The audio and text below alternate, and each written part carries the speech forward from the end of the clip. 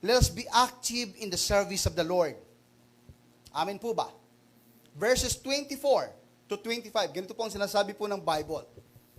Let us consider how we may spur one another toward love and good deeds. Sabihin po natin, good deeds.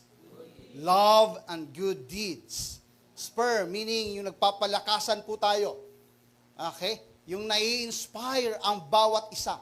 Sa papanong paraan, ang sabi diyan, one another toward love and good deeds. Hindi po natin dapat sinisit aside yung word na good deeds. And this is about service. Amen. Ito po ay may kinalaman sa ating pong paglilingkod sa Diyos.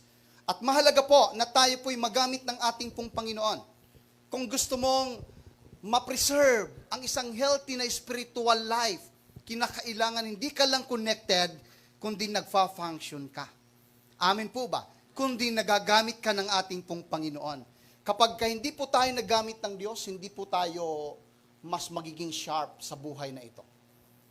Yung isang talim na hindi po hinahasa ay nagiging mapurol at nawawalan po ng saysay.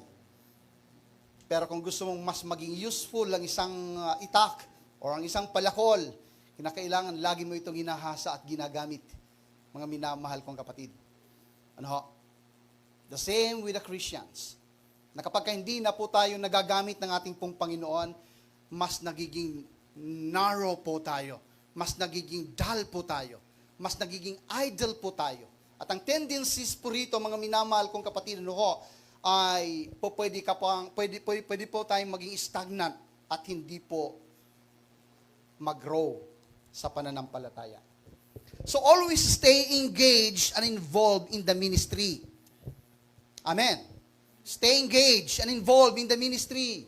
Kung meron kang magagawa, mag-participate po tayo. Kung ano ang giftings po natin, kung anong kakayanan mo, so ipagamit mo ito sa ating pong Panginoon. Sapagkat tinatawag ka ng Diyos sa ganyang klaseng aspeto. Na magamit po tayo ng ating pong Panginoon. Involving ourselves in the ministry allows us to grow and develop, which leads to a healthy spiritual life. Ganun pala yung nangyayari kapag na-involve po tayo at naipaglilingkod po natin sa Diyos ang anumang mayroon po tayo sa buhay natin. Simple man yan, dakila man yan, pero kapag naipapagamit po natin ito sa ating pong Panginoon, so nade-develop po tayo, nag-grow po tayo. Dati-rati naman yung mga musicians po natin, di po ba? Kapag tumunog ang gitara, talagang klang-klang-klang lang naririnig po natin. Klang-kling. Ano, pero nakita po natin yung development nila ngayon. Ano, tanungin mo sila, mga minamahal kong kapatid. The more na sila po'y naglilingkod sa Diyos, the more na sila po'y mas nagiging strong, mas nagiging healthy, mga minamahal. Isang business nga po, ang aking pong anak ay pinagalitan ko po siya, matagal na po yan. Ano ho, ngayon hindi ko na siya pinapagalitan. Minsan na lang. Okay. At sabi ko sa kanya, anak, hindi ka muna maglilingkod sa Diyos sa ministry, ha? Ano ka muna ngayon? Kumbaga, hindi naman suspended, kumbaga, pending ka muna, nakahang ka muna. Okay, hanggat hindi sinasabi ng Panginoon. Gusto kong ma-develop ka muna. Gusto kong maging mature ka. Alam niyo, ang ginawa po ng anak ko ay talagang umiyak po siya ng umiyak. Nakita ko sa kanya na hindi niya kaya na hindi maglingkod sa Diyos. Amen. Na hindi niya kaya na alisin sa buhay niya yung mga bagay na ginagawa niya sa Panginoon. And this is very important, mga minamahal kong kapatid. Na kapag inalis po natin ang ating pong ginagawa kay Lord, parang binibigyan po natin ng pagkakataon ng kaaway na makapag-operate sa buhay po natin. Dahil kapag hindi na po tayo busy kay Lord, pwede na po tayong maging busy sa mundo.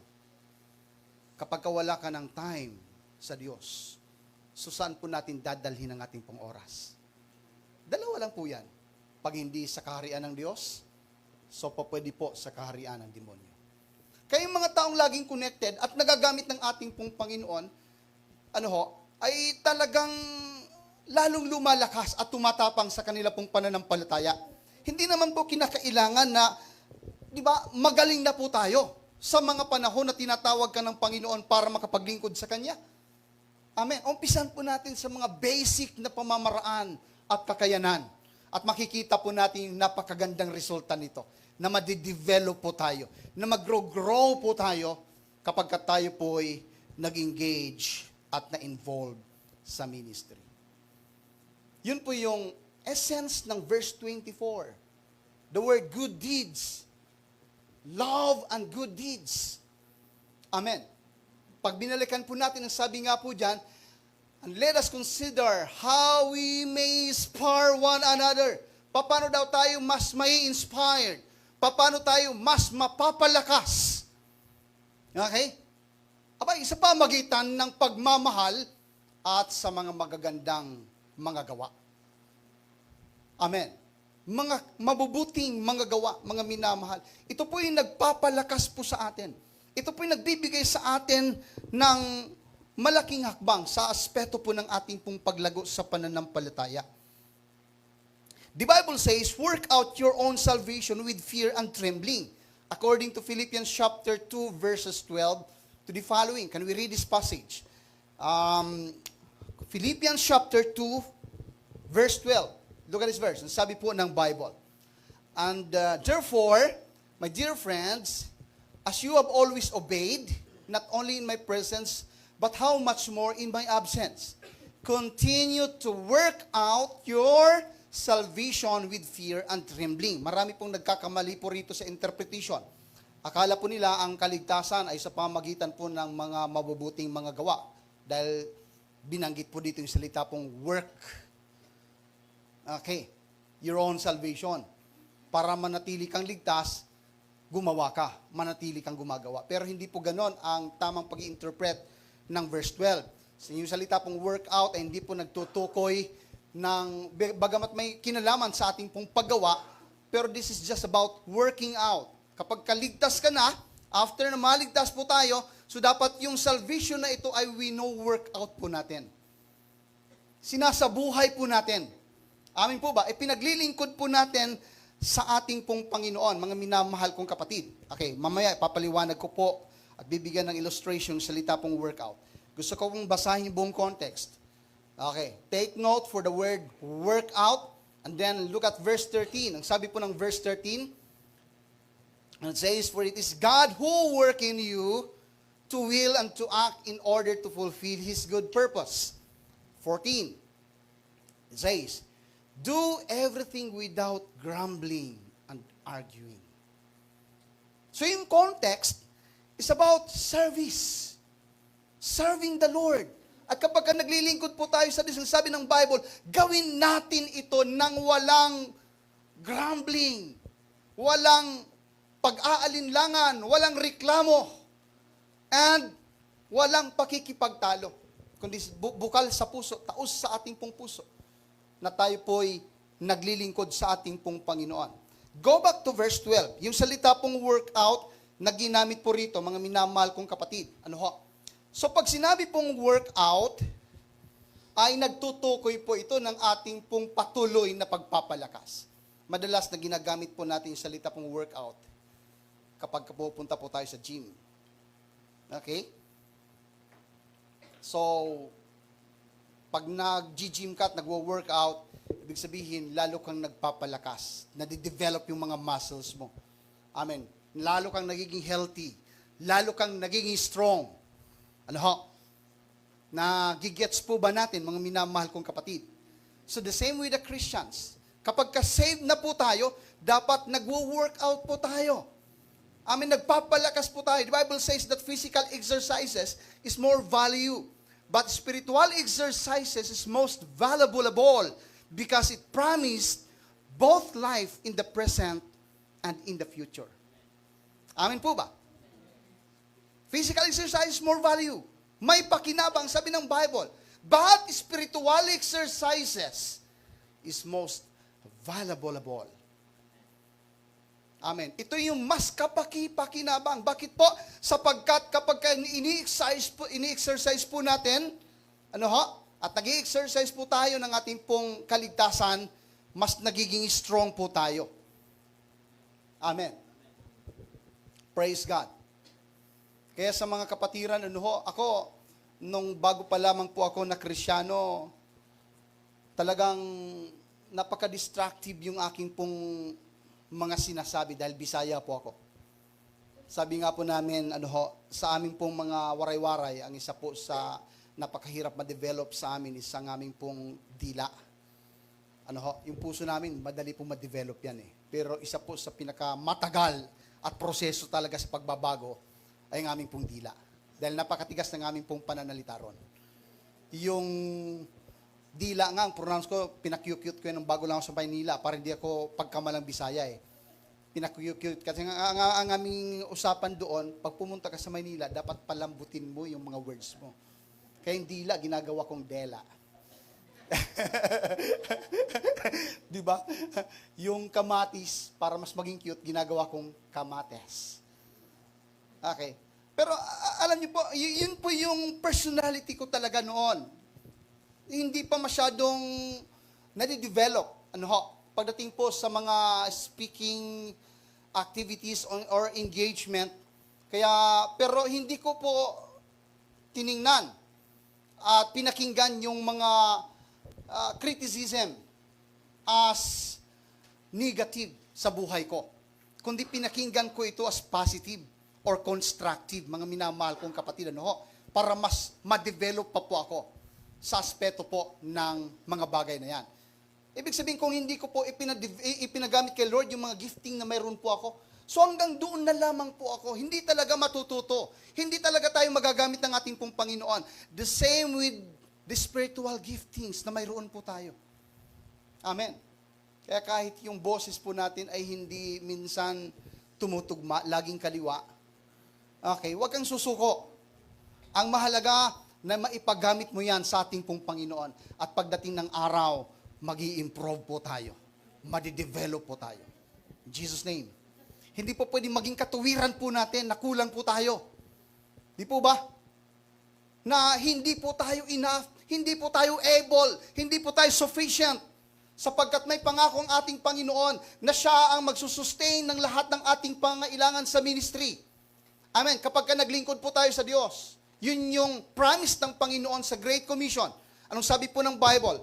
Look at this passage in the scripture. Matthew chapter 28, beginning from verses 20 to the following verses. Look at these verses. Mga minamahal kong kapatid. Okay. Isama natin verses 18 para kompleto. Verses 18 to the following verses. Then Jesus came to them and said, all authority in heaven and on earth has been given to me. Next verse, in verse 19. Therefore, go and make disciples of all nations, baptizing them in the name of the Father and of the Son and of the Holy Spirit, and teaching them to obey everything I have commanded you.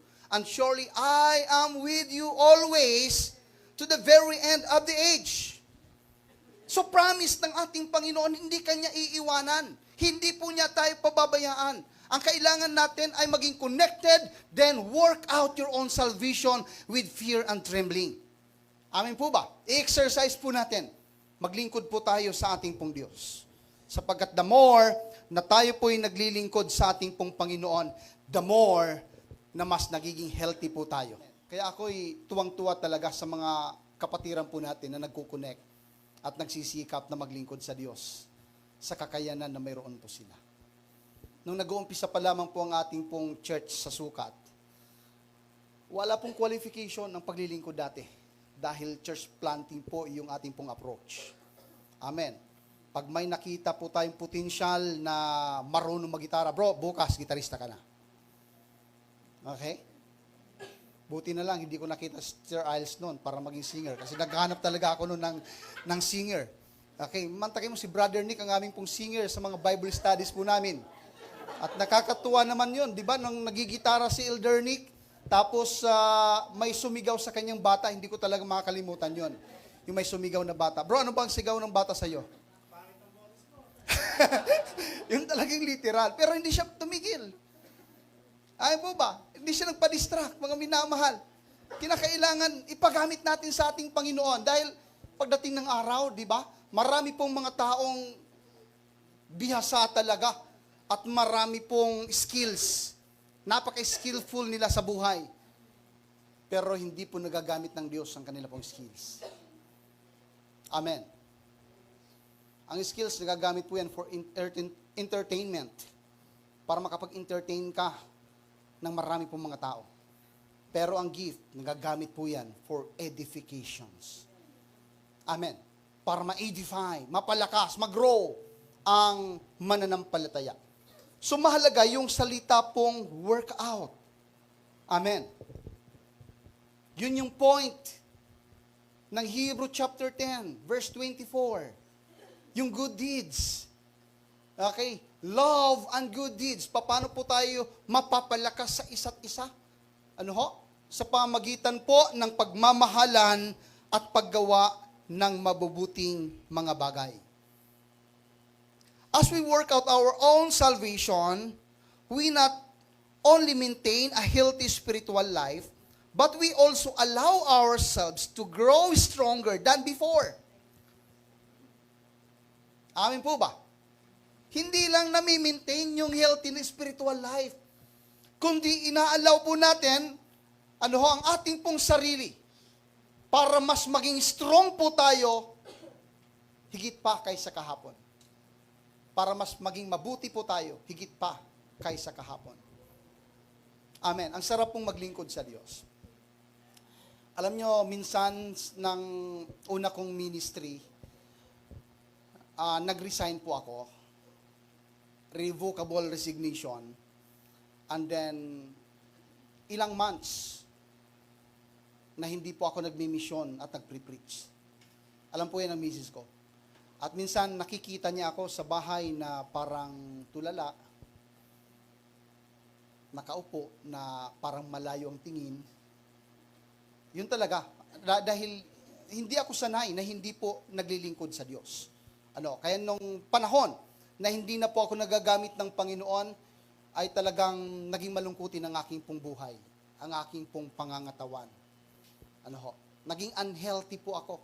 Naging unproductive po ako. Kaya sabi namin ng mag-asawa, okay, huwag kang mag-alala. Marami namang pagkakataon na mapaglingkuran ng ating Panginoon. Amen. And let us wait for God's mandate.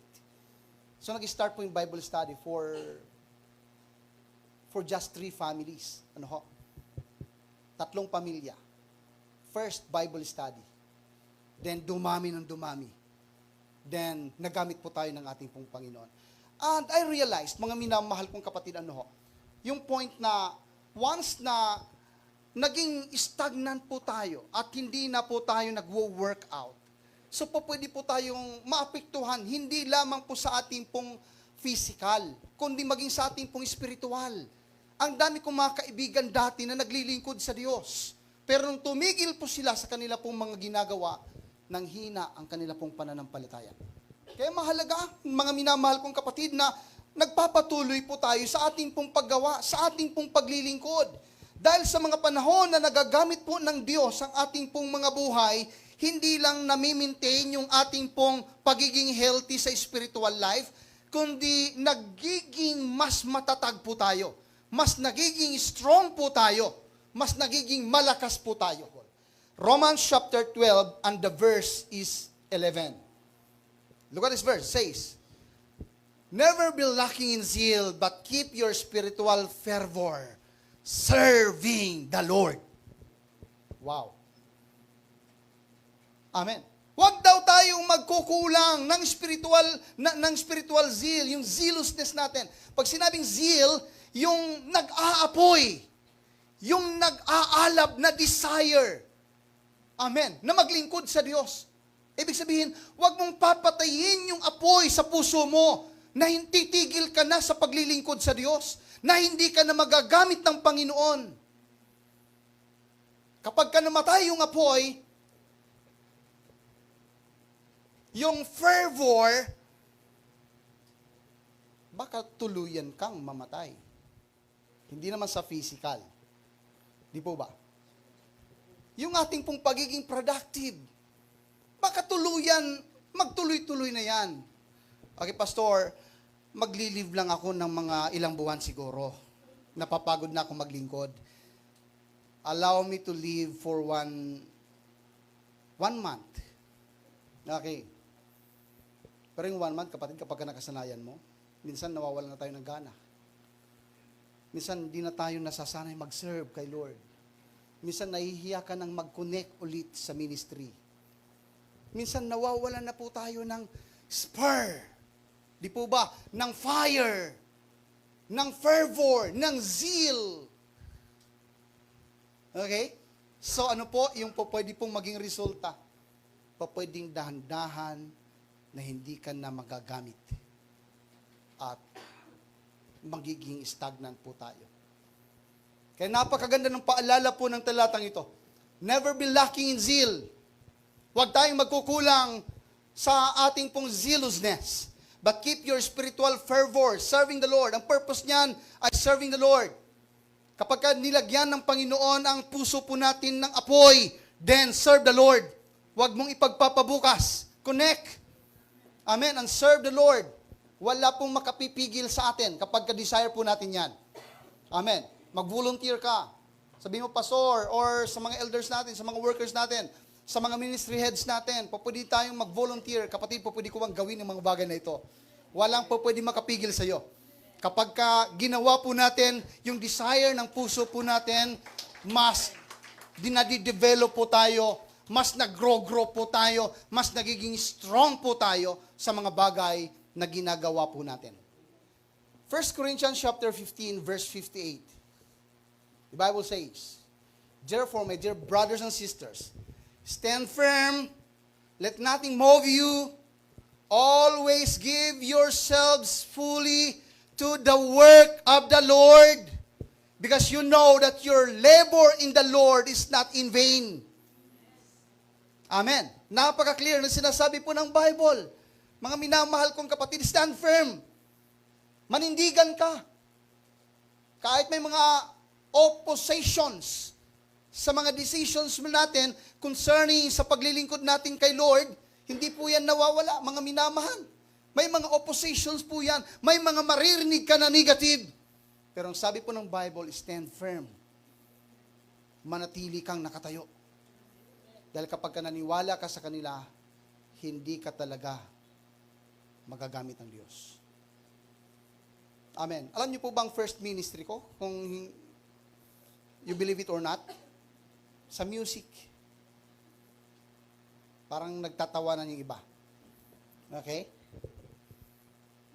Yan ang aking first ministry. Pero napapansin ko po, walang makapigil sa akin. Kasi sabi ko, bro, pwede bang mag-member ako sa music team? Singer ang gusto ko. Okay? Pero alam nyo, napapansin ko, dahil siguro kulang ang mic, binibigay lang yung microphone sa akin kapag yung exhortation na talaga, yung nasa high priest na tayo. Bardino, it's your turn. Hallelujah! Hallelujah! yun lang talagang trabaho ko dati. Back up, nasa likod lang ako. Pero may microphone ako kapag puspusan na talaga. Pero hindi po ako sumuko. Amen. Dahil alam ko na magagamit ng Diyos ang buhay ko. Amen po ba? Praise God. Hallelujah. Kaya tingnan mo naman busis ko ngayon. Amen. Gusto niyo dyan sampol? Wag na lang, baka umuwi po tayo ng mas maaga. Okay, so look at this verse. Sabi dyan, di po ba, let nothing move you, always give yourselves fully. Anong ibig sabihin nun? Bigyan natin palagi ng pagkakataon, ng panahon ang ating pong sarili. Saan? Na tayo po ay makapaglingkod sa Diyos. Amen. Ibig sabihin, dapat mayroon po tayong pagkakataon, mayroon po tayong panahon. Kaya ang pagsaserve kay Lord ay isang desisyon niya na ginagawa ng buhay po natin. Amen. Na kung saan ay binibigyan talaga natin ng time ang ating pong Panginoon. Binibigyan natin ng time ang paglilingkod sa Diyos. It is evident that these verses pertain to the fact that we are called and commissioned to the work of service. Amen. At marami pa pong mga evidences sa Scripture ng bawat mananampalataya ay talagang tinawag ng Panginoon. Kinomission po tayo para maglingkod sa Diyos. At dito po tayo nakadesign. Amen. Dito po tayo dapat nagsisikap. Kaya sa marami pong mga talata sa Bible, yung Great Commission na binasa po natin kanina, hindi po natapos sa kaligtasan ang purpose ng ating Panginoon sa kanyang mga alagad. Kundi mayroon pong commissioning. Amen. Go and make disciples of every nation, baptizing them in the name of the Father, the Son, and the Holy Spirit, and teaching them to obey whatsoever I have commanded you. Amen.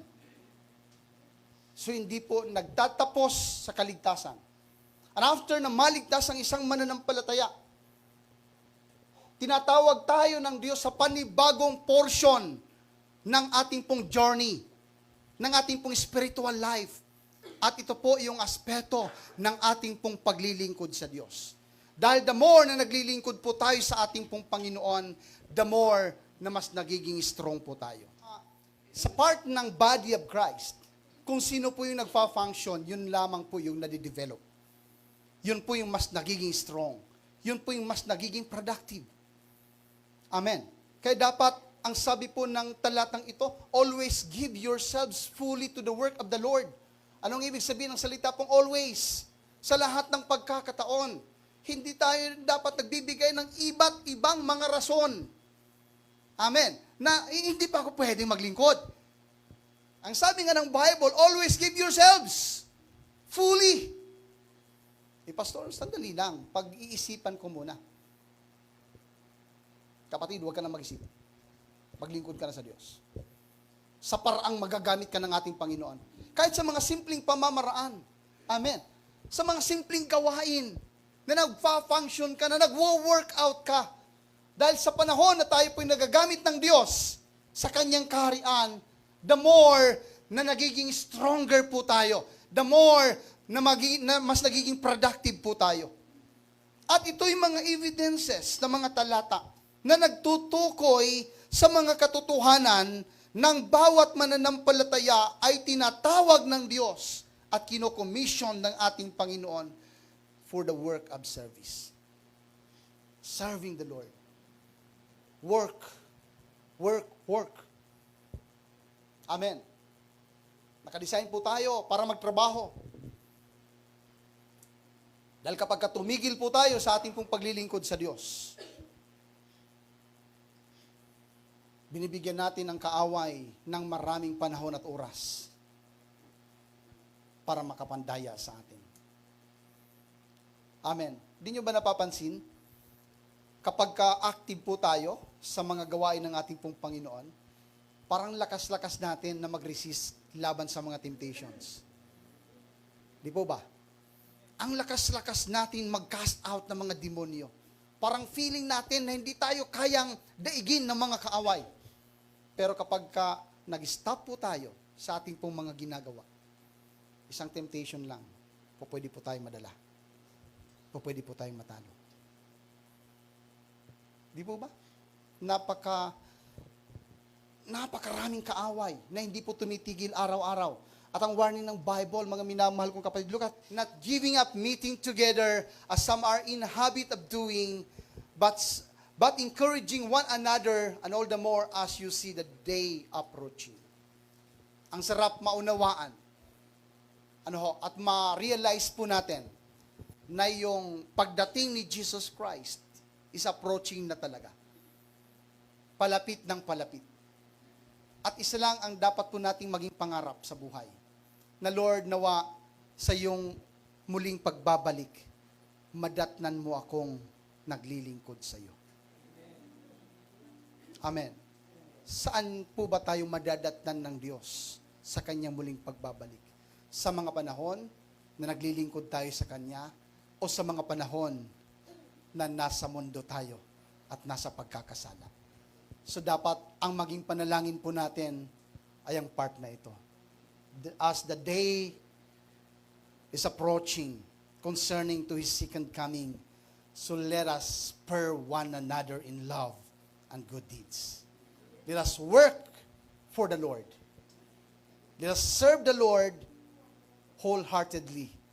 And let us love the Lord with our service. Amen.